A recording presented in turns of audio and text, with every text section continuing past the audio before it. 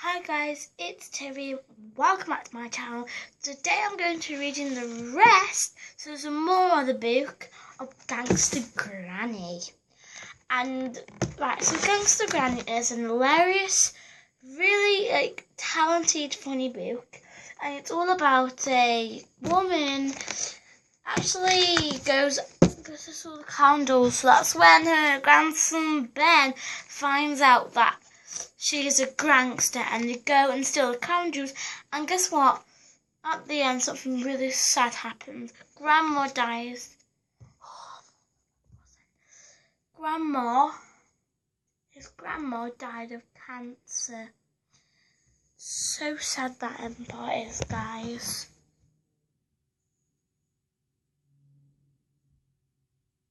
So sad. Anyway, I'm going to finish off the story.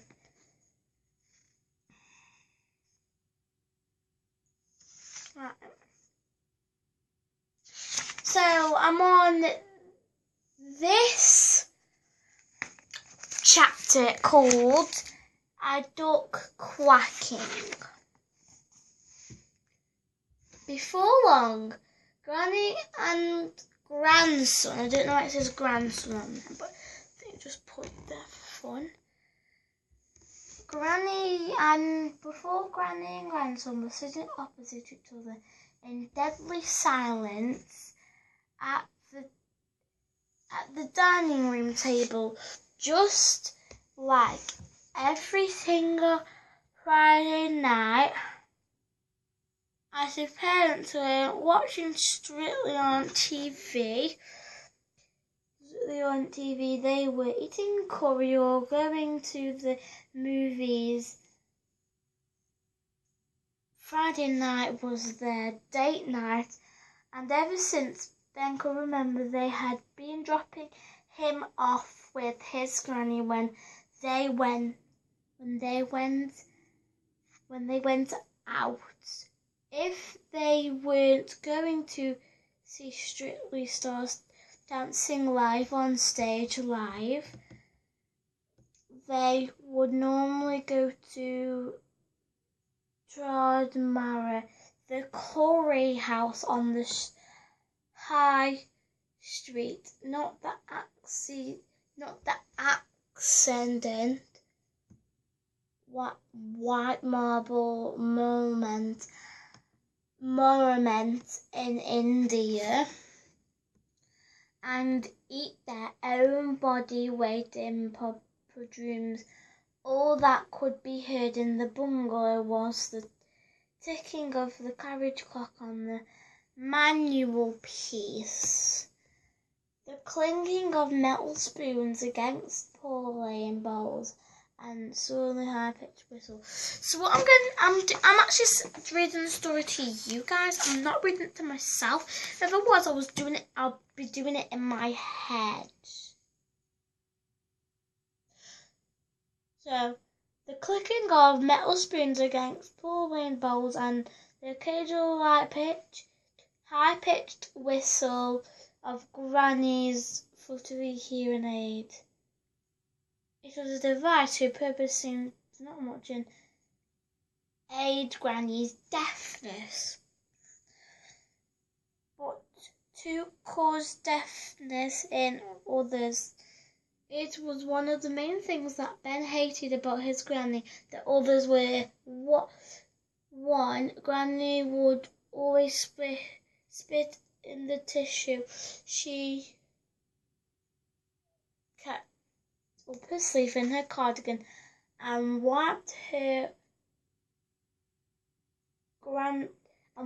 grandson's face with it. Urgh! Her spit must be cabbage spit. Ugh. Now it's yeah. 2. Her TV has been broken since 1992.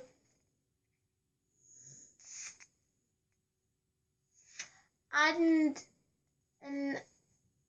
now it was covered in dust so thick it was like fur. And 3, her house was stuffed full of books, and and she was always trying to get Ben to read them, even though he loved reading. 4. Granny insists you wore a heavier winter coat all year round, even on a boiling hot day, otherwise you wouldn't feel the benefit. 5. She reeked of cabbage. Anyone with a cabbage allergy would not be able to come within 10 miles of her. 6. Granny's idea of an exciting day out was feeling mouldy crustle bed to some ducks in the pond. So that's describe. So number 6. That's describing how her bread is like. So that's just like mean. That's what it says. It's practically saying her bread is mouldy.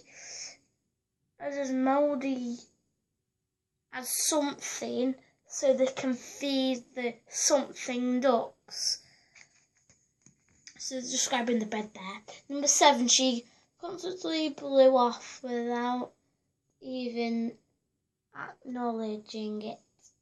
Number 8, those blown offs didn't you smell of cabbage. They smelled of rotten cabbage. Granny made you go to bed so early it seemed hardly worthwhile getting up in the first place. Number 10, she knitted her only grandson jumpers for Christmas with puppies and kittens on them. All kittens on them, sorry. Which he was forced to wear during the whole festival period by his parents. How is your soup incurred the right? I'm just going to read this whole paragraph and that's it. I think I'll be on to the next paragraph.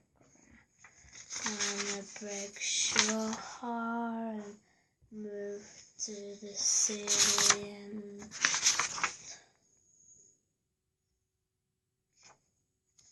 how's your soup? Inquired the old lady. Ben had been stirring the pale green liquid around the chip bowl for the last 10 minutes, hoping it would somehow disappear. So we're going to leave it. Still at chapter 2. I'm going to leave it at page 23. And it still includes that chapter. So yes, we're going to leave it there for now. So thanks for watching my video. Make sure you give this video a huge thumbs up. Make sure you even comment down below and see what it is and all that kind of stuff. So I'm going to put a bit there, guys. Try and get it. Here's a picture of the gangster grannies. So if you want to look at it, then there we go. Thanks for watching my videos. Make sure you give this video a huge thumbs up and comment down below and subscribe. I love you. See you soon. See you on my next video. Make sure you subscribe to Sarah Bridgewood. Bye.